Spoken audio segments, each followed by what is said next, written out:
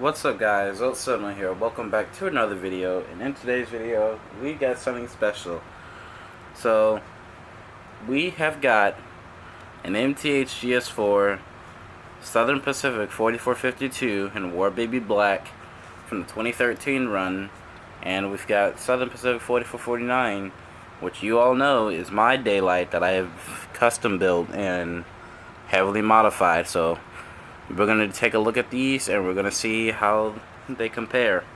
Now, we already know that the MTH one is going to be much better in detail, weight, and everything else, but I just want to take a look at how well I did with upgrading this Bachmann one to how good an MTH one is.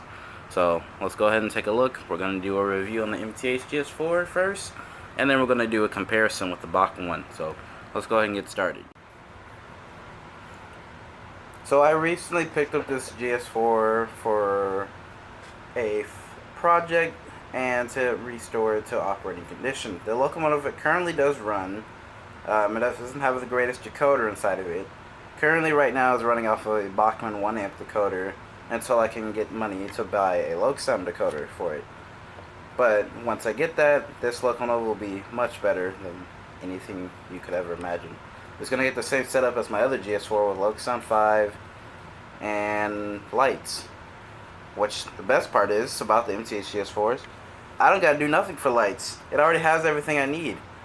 So we're going to go into that right now. Okay, so going into the MTH GS4, I managed to find one of these for $100, and that was because the locomotive did not run. Now, my locomotive had two flaws. The locomotive did not start, for one. It didn't start, and it did not move because the decoder was dead. And number two was the fact that the gearbox had a broken screw. So I had to take the gearbox out, get the screw thread out, and then put a new screw inside of there. And then I also had to put the bearings and springs back in, and then after that it ran perfectly fine. So that's that. Also, these GS4s are incredibly rare now. Not only because MTH is hard to find stuff, and especially since MTH is closing now, and they're not producing stuff. This GS4 is rare in general because it's one of the black ones. MTH does not. Well, MTH made black GS4s, of course, but the MTH black GS4s are really hard to find. Even the Bachmann black ones are hard to find. So they're actually quite rare. So they're kind of hard to find. So thankfully I managed to be able to pick one up. So thank you to Austin for supplying me with this. I really appreciate it. You will be much appreciated. I thank you very much. But anyway, going on with the GS4, this thing is all die-cast, right? It's got a die-cast boiler, die-cast chassis, of course, sprung drivers, and it's got a sprung tender, and it's all die-cast. The entire tender is die-cast, and so is this floor.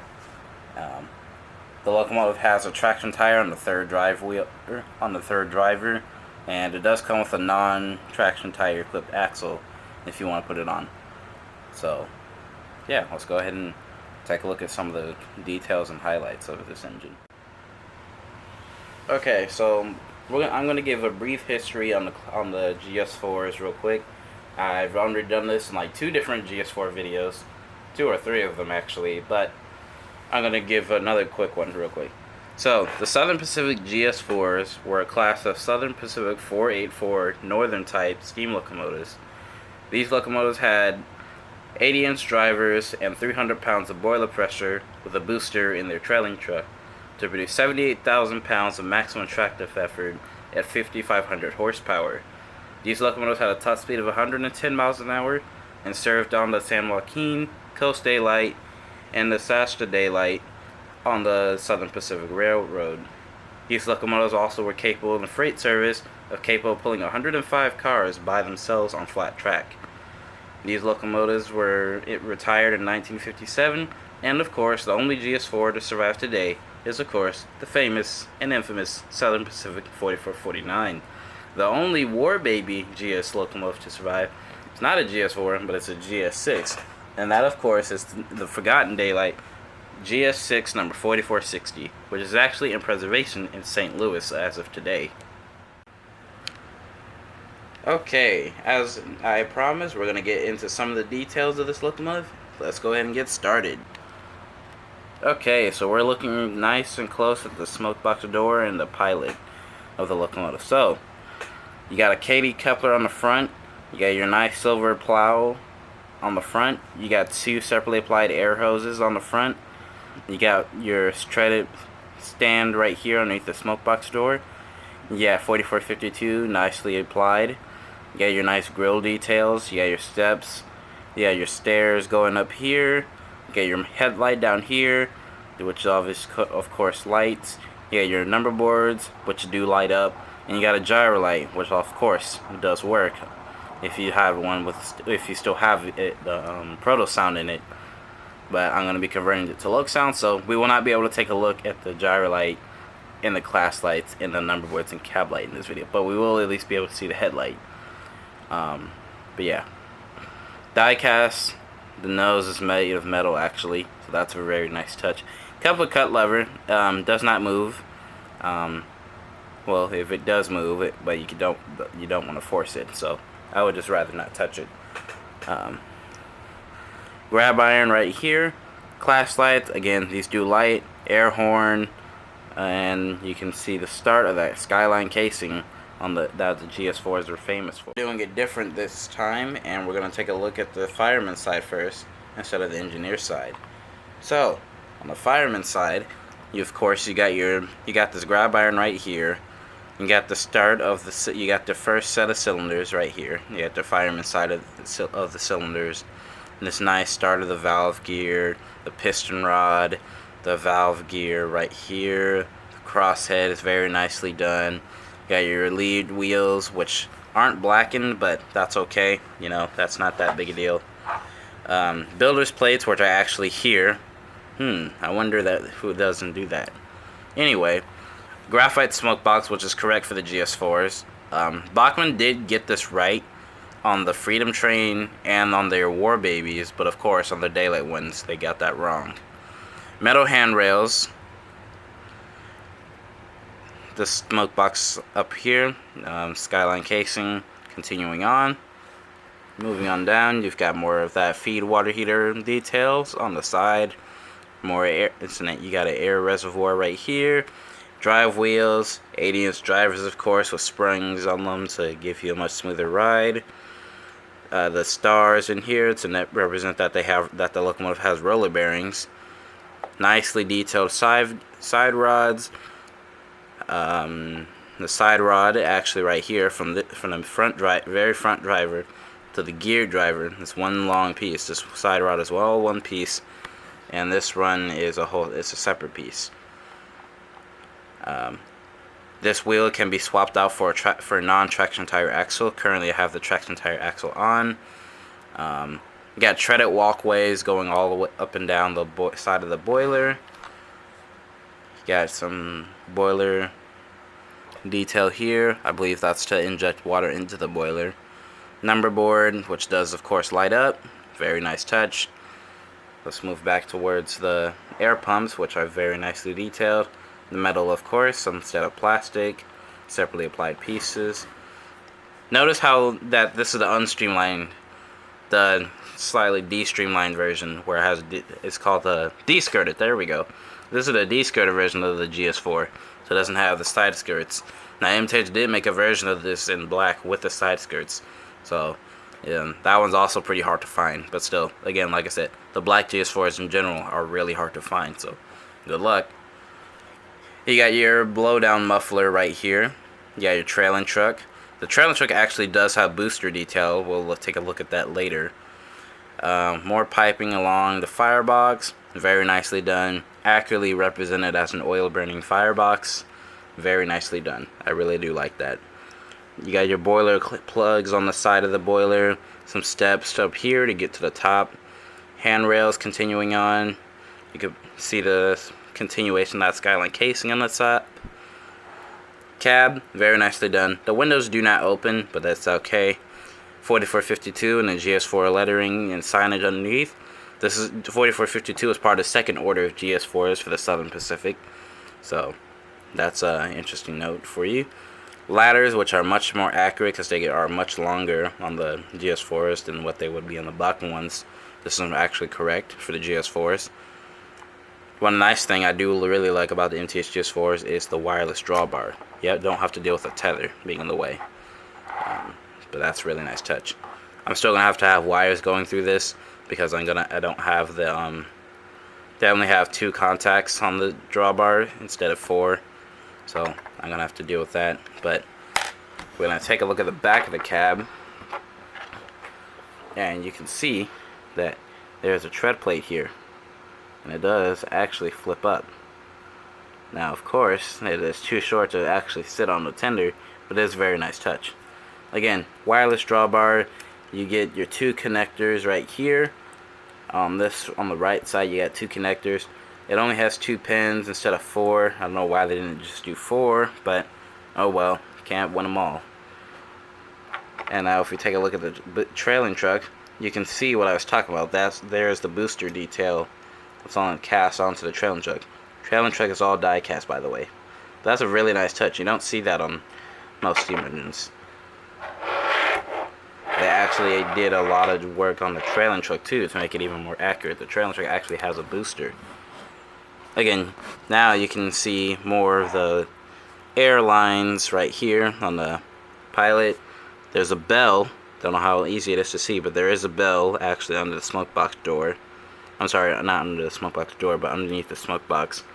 Tread it, tread everywhere. Stairs going up to the up to the walkway. Foot plate.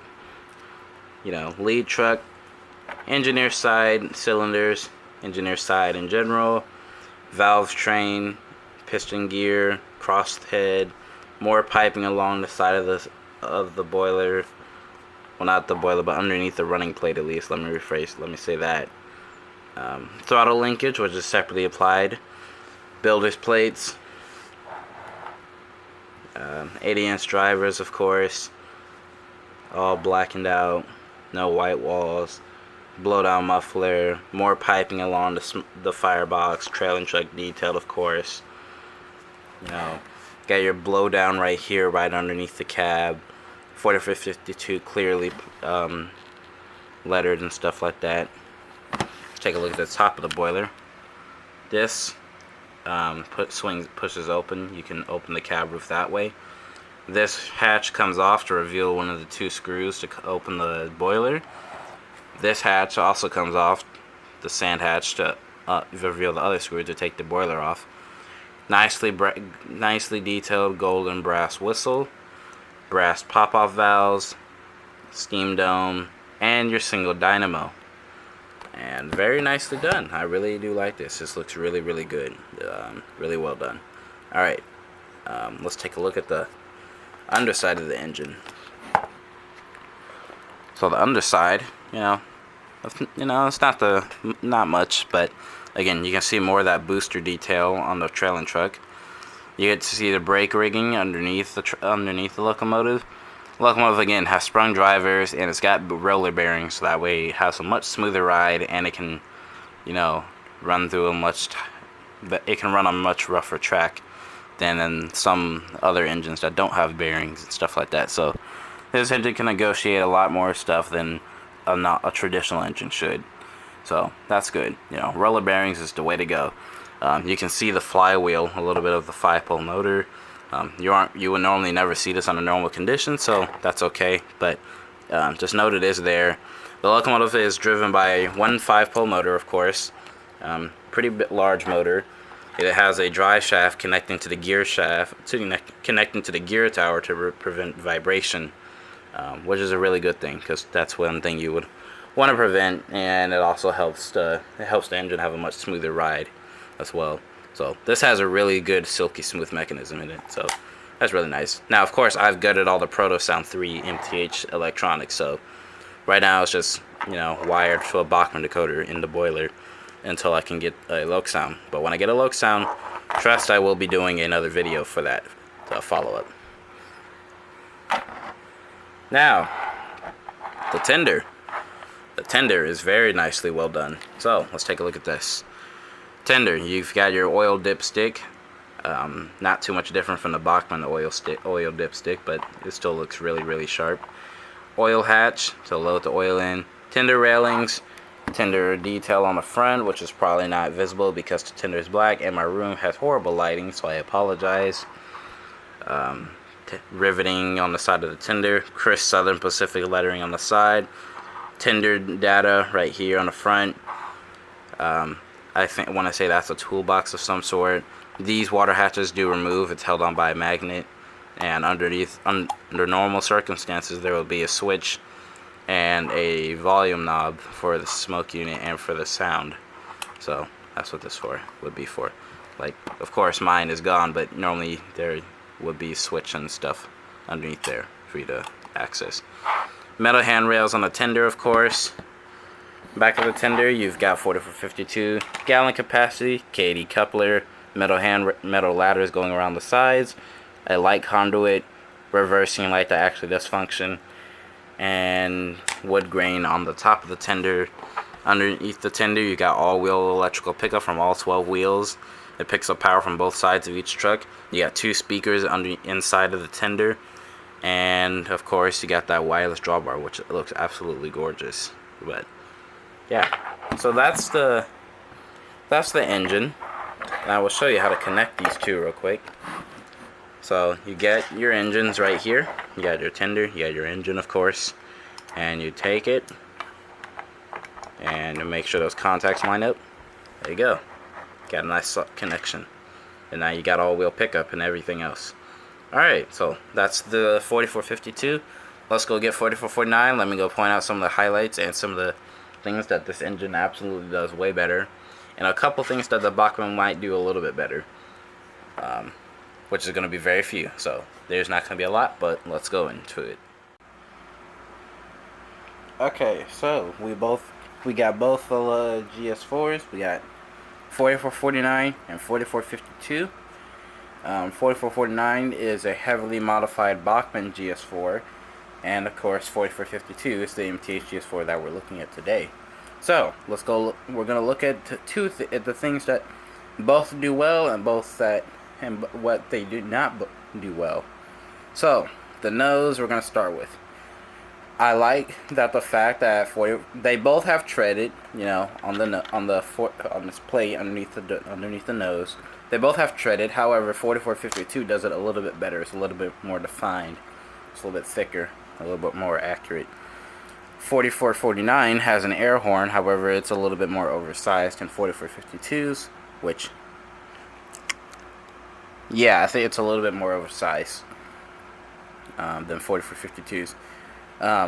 Plastic, die cast, easy to make coupler, KD coupler. Separately applied air hoses, cast in air hoses. Coupler cut lever, and the coupler cut lever on 4449 actually moves. It's not all one piece, which is the one thing I don't like, but it does move. And 4452's is more accurate because it's one piece, but it does not move. 4452 actually has a brass bell. 4449 did not have a bell, but I did add one underneath there. It's really hard to see, but I did add a bell underneath there. Now let's take a look at the nose. So, hold on. Yeah, so let's take a look at the nose. 4452 has a more accurate nose, right? The gyro light and the headlight is more accurate, because unlike 4449, it's longer on the bottom and shorter on the top. In reality, it would be the other way around, where the gyro light would be slightly longer. In this case of the MTH one, that is not the case. They are both equally the same length, but that is more acceptable. 4449 has more accurate number boards. They are more rectangular shaped than 4452's that are more square shaped. However, 4449 does not have lit number boards on the nose. 4452's number boards on the nose actually light up with the headlight. 4449 has a later style gyro light. I'm sorry, an earlier style gyro light. 4452 has a later style. 4449 did not have a working gyro light out of the box. 4452 did with the Proto Sound 3 sound system. Not sure what button it would be to turn it on, but it should be included with your manual if it still has PS3s installed. Both have class lights, of course. They're both the correct size. 4449s are a little bit bigger, and mine did not work out of the box. Of course, I had to make mine work. This does have lit class lights, but we won't be able to take a look at those today, unfortunately, because I did not wire those up today. They both have steps, of course, with tread. 4452s, of course, look better. What saves 4449 is the fact that it does not have the fact that it has side skirts. That's what really saves 4449 from being fully, with the lack of detail that it actually has. So we're gonna move them. It's kind of I'm gonna on a couple of 4452s tender. I can't do that with 4449, but I can with 52. Okay, move them like that. Okay. So 4449. I'm gonna look at the 4449 first, and then 52. 4449 does not have builder plates. It does not have as much detail on the sides, which is okay because the skirting would normally cover all of that up. But yeah, it does not have a builder's plate. It does not have a separately applied grab iron. It is there, but it is cast in. And most of the detail on the side of the boiler is right. It's just cast in, which is the only thing with this engine. That would be wrong. That would be, well, not necessarily wrong, but that makes it, a little bit lower quality. It's cast in everywhere, and really on the side of the boiler, that really matters is the builder's plates, and they're not there. Number boards. The locomotive did not have those either. I had to add those. Handrails, these are metal. That's the standard for Bachmann. They normally use metal handrails.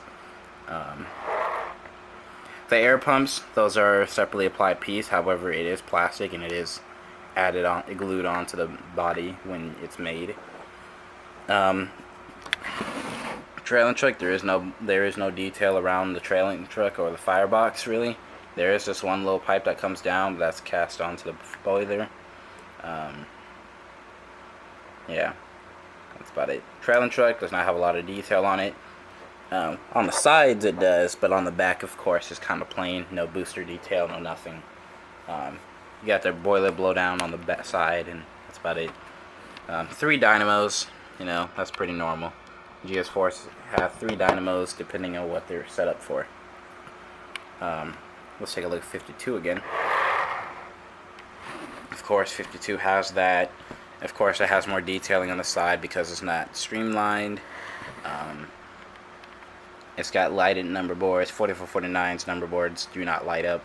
It's got train number 90. It's got a train number instead of 4452 in the number boards. To take 4449's boiler off, you have to undo 3 screws. There's 1 underneath the cylinders, I believe, and 2 underneath the firebox. 4452s I like better because they take the boiler off. It's right on top of it's right on top. You don't have to flip the engine over unless you're working on the underneath, which you rarely would be anyway. Let's see what else is there on 4449. Oh yeah, 4449 does not have a populated cab. It does have signage underneath the cab number. It's really hard to see, but it actually does have signage. Not as much as what 4452 does, but it actually no, it's there. It's really hard to see. It's just but it is there. It does actually have the signage underneath the cab. I don't know how much light we can get into there, but you can see it says 4449. Yeah, I don't really know how well we can really see that, but it says GS4 and SF and a few other things. Can't really read it off too well, but it is there. And so that's surprising for Bachmann. I'm surprised that they actually went the extra mile and did that, but that's that. The stairs, they don't really look the greatest. Of course, again, like I said, the firebox is very under detailed compared to 4452. So like Here's the firebox of 4449. Oh. And here's the firebox on 4352. Now, granted, it is streamlined, and yes, it does cover most of this up. However, if we ignore it from like this line above, there's still more detail back here though compared to 4449. There's still a lot of stuff compared to that 4452 does have that 4449 doesn't have. But I digress. Let's take a look at the cabs. The cabs, of course, look much better on 4452. Wireless drawbar, again, I love that. The cab roof is 100% accurate on both models. However, 4449 is a little bit inconsistent with the finish. It's got a glossy boiler with a matte cab roof. That's weird, to say the least. This does not slide forward. This does not do anything. The cab roof is removable, but I glued mine in place. Cab roof, of course, on 4452 is removable. It has a populated cab. It's got a cab interior. It's got crew figures. The doors do not open. It actually has windows in the cab. Single dynamo versus 3 dynamos. Whistle is no longer here whistle on 4452 is not here. It is up near the smokestack. This represents 4449 when it had its whistle mounted near a cab and before it was moved up to the smoke box.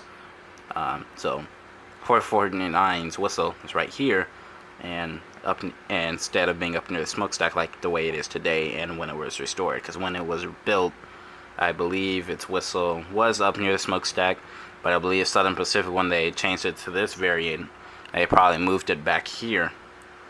And some GS4s had it up at the top of the smokestack, and some of them had them back here. This is correct for 4449 in the scheme error, which is okay. That's fine for me because that's what I do anyway. So technically this is accurate. However, for today's purposes, it is not accurate. So let that be noted. This model is more likely to represent 4449 in the scheme era or when it ran in 1981 to railfare. So let that be noted. 4 pop-off valves. I believe the real thing only had 2, but I'm not quite sure because 4449 has 4, 4452 has 2. Not quite sure if that's accurate or not. I know there's like between 2 to 4. So let me know in the comments if you know if that's right. Steam dome, that's pretty much the same on both of them. Sand hatch is different. This is a smaller hatch. 4449 has a larger, like, trapdoor type hatch. Smokestacks are the same. Whistle, of course, is here. And that's about it on this side of the locomotive. Let's take a look on the other side. Engineer side. 4452 has all the separately applied detailing. Now, I can't wait to get to this side of this 4449 so we can talk about that. So let me go ahead and get that turned around real quick. I'm going to set the camera down real quick. Okay, so I've turned 4449 around so we can look at the engineer side of both of the engines. So 4452 we're going to start with first, of course. Actually, no, starting for 4449. Of course, we went over the gripe of not having build-us plates for God knows how many times with this engine. Cast-in detailing. There is a throttle linkage here, but of course it's cast in. It is actually there though, which is surprising. On the Berkshire I reviewed maybe about a week or a week and a half ago. That's actually there and it's actually separately applied, which is actually surprising. However, 765 is not completely accurate, and I've already went over that in that video. If you like to watch that video, please go back and look on my channel. It'll be Bachman Nickel Plate Road 765. I believe that's what the title was. I posted about a week ago. It was the video I posted maybe, like I said, about a week ago. I did a review on Bachman 765 that I modified a little bit. I'm still not finished with that engine, so if you do want to watch that video of what I did to mine so far and my review on 765, please refer back to that one. But anyways, again, like I said, what really saves this thing from being roasted by the MTH one is the side skirts. If it did not have these side skirts, this engine would be getting roasted way more than what it already does. And Now, I've already said this before. Yes, I am aware Bachmann stuff is very under-detailed and very underweighted. I am aware of that. But the one thing Bachmann is good for is, getting you started and teaching you things about steam engines. You learn a lot about steam engines for Bachmann, like basically like what weight, how much of a better drivetrain versus a good drivetrain, how much weight makes a difference, which Bachmann, of course, does not do die-cast engines too often. The last time I can remember they did a die-cast engine was that 210-2 I have, which actually crapped out on me recently because of the drivetrain decided to crack. The gearbox on that engine is plastic, and they don't sell the gears no more. So I have to go out and put that engine away for a little bit. They do both have the stars. The 4449 actually does have the stars on the drive wheels. So does 4452. Forgot to mention that. Alright, time to get to the firebox. This is the part where it gets fun. You notice how little detail the Bachmann one has compared to the MTH one. Just the firebox alone. That doesn't include the cast and boiler detail, which is I guess the cast and boiler detail, it would be better if it was separately applied, but that can be excused a little bit. I can excuse that a little bit. For the price, I can excuse the cast and boiler detail. However, the firebox is where you can see how bare bone the Bachmann one really is. So, you don't get no piping coming off of here. You rarely get any piping behind the cab of the trailing truck. There is no booster detail on the trailing truck that 4452 had. There is no blowdown muffler. There is as much piping as you might think there should be.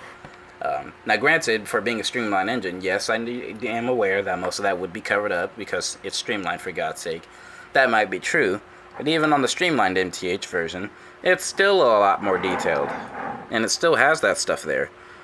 So let's take a look at 4452 real quick. Now, granted, again, we've said this before, side skirting will be covering most of this up, but still, even without it there, with the sides, I'm gonna put my thumb over it. That's how much room you've got without with its side skirts there, and there's still more detail.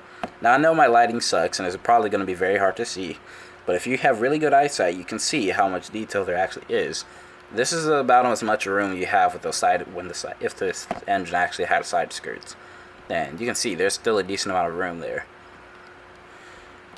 But yeah, you've actually got a blowdown muffler, booster detail, more detail on the trailing truck, and more piping in general. It's just done so much better. The ladders to going up to the cab even look better. Instead of just coming straight down like how the Bachmann ones do, they actually have this slight curve that the GS4s actually had on their ladders going up to the cab. And trust me, it looks so much better. So, that's just one note. Also, 4452 again has that tread plate, but then again, the Bachmann one doesn't have that either. The Bachmann one did not have this drawbar original gap. It actually would be a little bit longer, but because I screwed my engine together to have a more permanent drawbar setup, because I have wires, a bunch of wires running between engine and tender, I had to screw it together. Not to mention, with that screw gave me the advantage of having a much closer gap and also having drawbar slack. So as the locomotive takes up the slack on its tender, you would see that drawbar slack, which kind of reminds me of the kinematic drawbar feature that Lionel uses on their O-scale stuff. That would be pretty cool if HL stuff had that. But, alas, one day we'll get wireless drawbars, but I hope that they'll be very reliable. But, yeah, so that's about it for the engines. I'm going to move 4452 itself out the way, and we're going to take a look at the tenders. Now, I do want to make a disclaimer. My tender on my 4449 is very, very, very faded. And that is because I've had this engine for a very long time, and the Southern Pacific lettering has started to fade. Some of the stuff on the tender is modified. There is a hole in the front of the tender that I had to put tape over because I tried to put wires through there instead of having it go underneath near the track. I tried to put wires through that hole. That didn't work. And I regret that, so I had to buy a new tape, put tape over it. I'm going to end up getting a new shell for this tender at some point, so that's okay. But we're going to take a look at the tenders, and again, what I'm going to point out those things I've done on the Bachmann tender first. So, of course, this tape would be here. This normally will not be here. This will not be here on your Bachmann tender.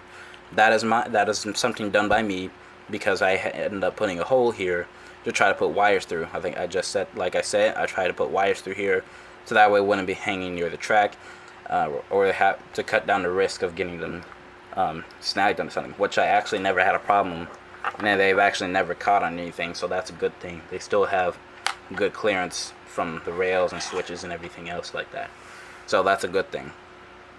So that's one modification. That's one thing I've done. That will not be on your Bachmann tender. It'll be closed up with the daylight letter paint scheme going through. Another thing is the fact of my Southern Pacific actually fading from my tender, and my tender is actually fading because I've handled this engine repeatedly over the years, because, you know, moving this engine around and stuff like that, and, you know, with age, you know, it's going to fade a little bit. What else is there? The fact that 4449 is on the back of the tender, again, that's another thing done by me. And again, the Southern Pacific lighting fading on the other side. So that's about it. The tender itself actually is very well done. Bachmann did a really good job in the tender. Of course, this coupler cut lever and KDE was added by me. What else is there? Handrails are metal. Dipstick is plastic, of course. It's actually not too badly done. The oil hatch and stuff is actually very well done for Bachmann. They did a pretty good job on the tender of this engine. A little underweighted out of the box, but, you know, adding some weight won't, you know, hurt anybody. But this is better.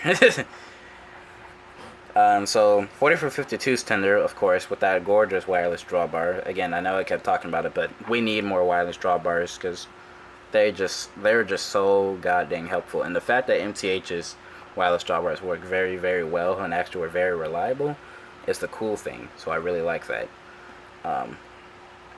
Or at least to my knowledge, at least. I've never had a problem with the drawbar so far.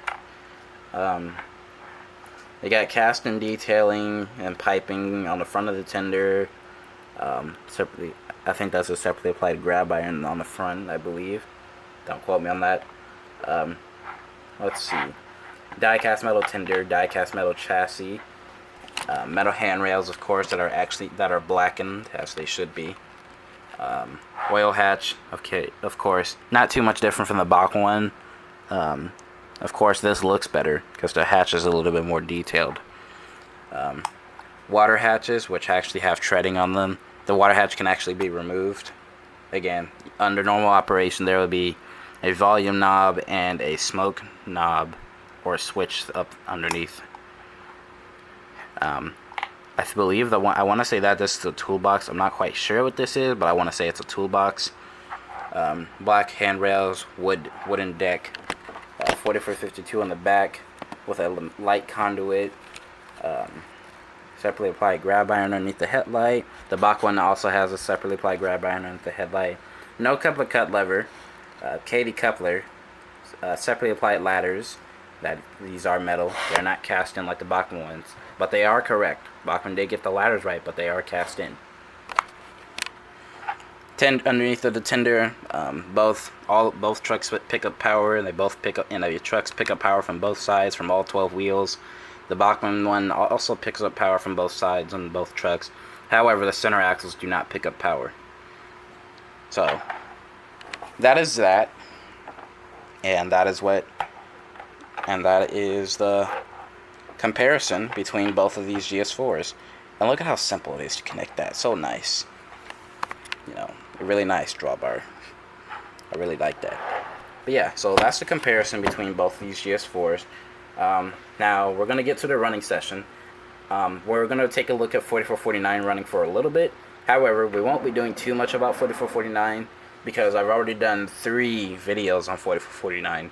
I've done a review of it in, I want to say, 2017, a review in 2019 at the end of, I think, 2019,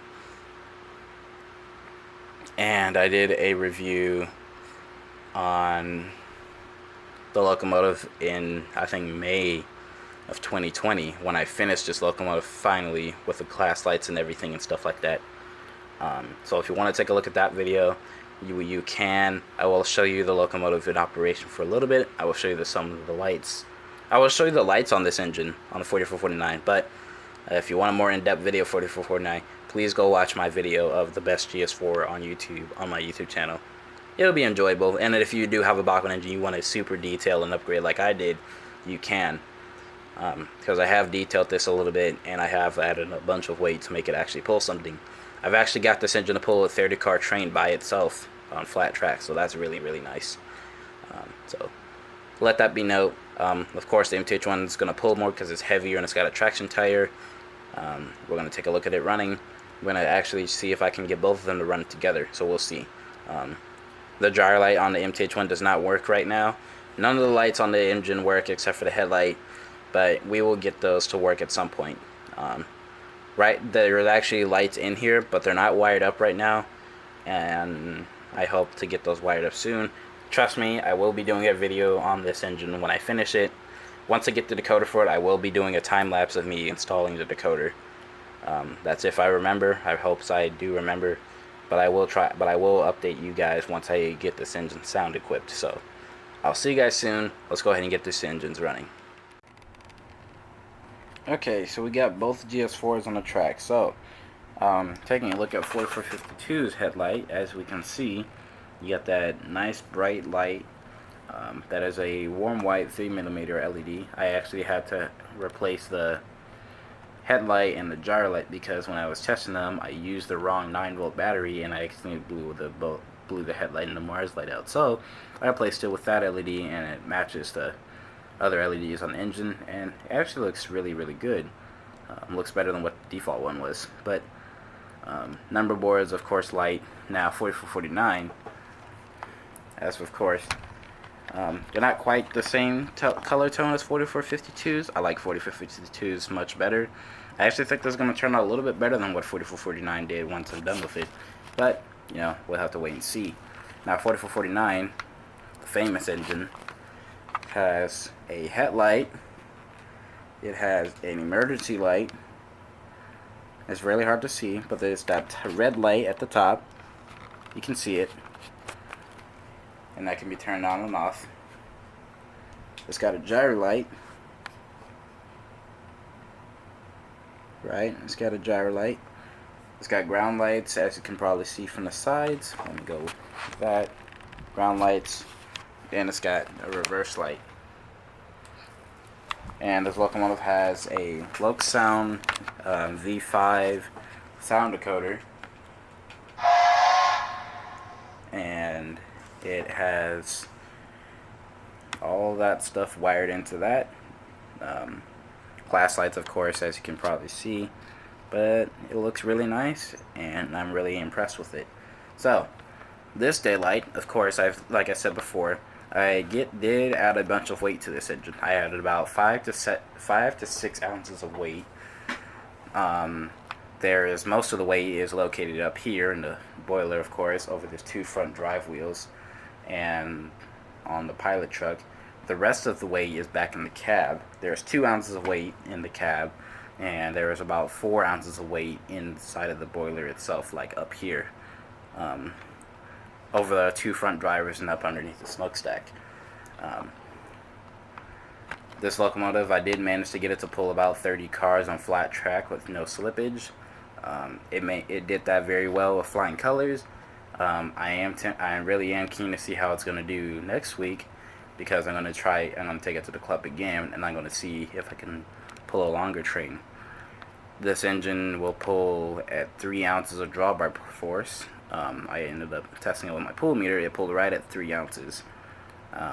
Now the War Baby, while being the brute that it is, without the traction tire and with the standard, regular axle, this engine managed to register 4 ounces of drawbar force, which actually is almost dead on with the daylight.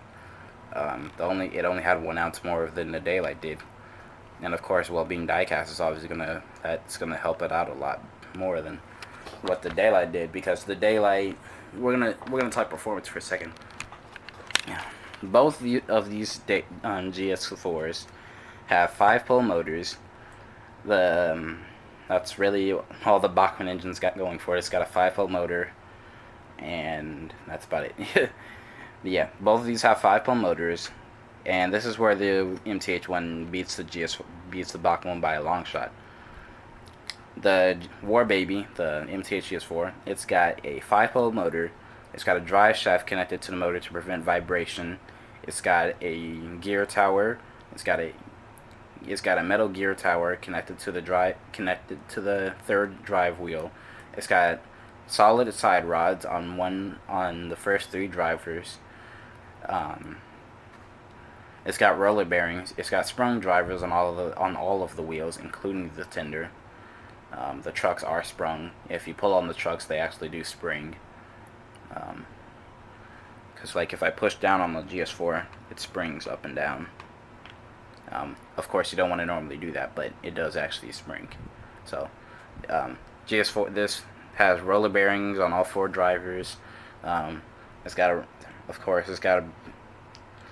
bearings, of course, on the geared axle. Of course, it's got a special type of bearing that goes into the gear tower, and then into the bearing on the frame of the locomotive itself. Now, when I was talking about it has a drive shaft to prevent vibrations. So that way the motor in the gear tower doesn't vibrate so much. There is a drive shaft that connects to the gear tower and from the motor, so that way it doesn't cause vibrations, and it doesn't also make your engine it basically gives it not only does it get rid of vibrations, but it also creates a much smoother ride. This engine has a really silky smooth mechanism in it. Of course, the decoder does not do it justice, but it does have a really good mechanism. Now the Bachmann engine, because I put a lock sound decoder, its mechanism is actually smoothing out. So this engine actually runs very well. And we're going to take a look at it running for a little bit. And the daylight will pull my full freight train, by the way. Currently I have, I believe, I want to say about 10 or 12 cars. Now my track is not level by any means, but even with those 4 cars hooked up to it, this engine will pull it no problem. That actually will pull almost all of my rolling stock, I believe. And I don't have a lot of it, but I do know it can pull a lot because, again, tested it with a 30-car train and did it effortlessly. And as you can see, it's working up that hill with no wheel slip at all. It does a really good job at it. Really nice. Listen to the sound for a little bit, and then we're going to take a look at 4452 running.